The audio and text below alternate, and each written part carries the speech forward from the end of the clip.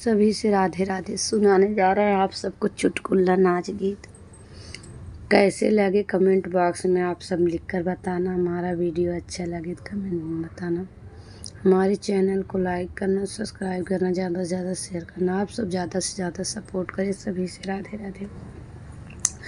का कैला पियवा अंग्रेजिया तू पढ़े के, का किया पिया अंग्रेजिया तू पढ़े के, का कैला पिया अंग्रेजिया तू पढ़े के।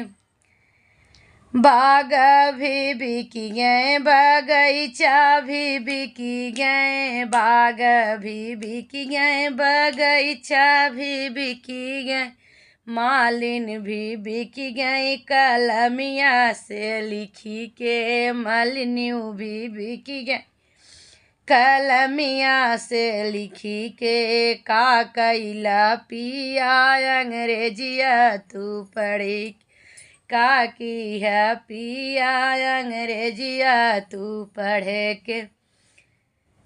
ताला भी बिकी गई, तलैया भी बिकी गई, ताला भी बिकी गए, तलैया भी बिकी गए, धोबिन भी बिकी गई, कलमिया से लिखी के, धोबिन्यू बिकी गई, कलमिया से लिखी के। का की है पिया अंग्रेजिया तू पढ़े के, का की है पिया अंग्रेजिया तू लिखी के। कुआना भी बिकी गए, जगतिया भी बिकी गए, कुआना भी बिकी गए, जगतिया भी बिकी गए, महारिन जे बिकी गई, कलमिया से लिखी के, महारिन जे बिकी गई, कलमिया से लिखी के। का की है पिया अंग्रेजिया तू पढ़ी के, का की है पिया अंग्रेजिया तू पढ़े के।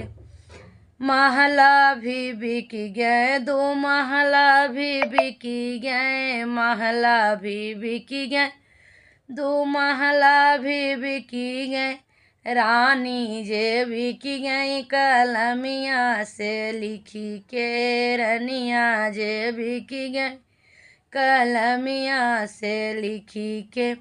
का की है पिया अंग्रेजिया तू पढ़ी के, का की है पिया अंग्रेजिया तू पढ़ी के, का की है पिया अंग्रेजिया तू पढ़ी।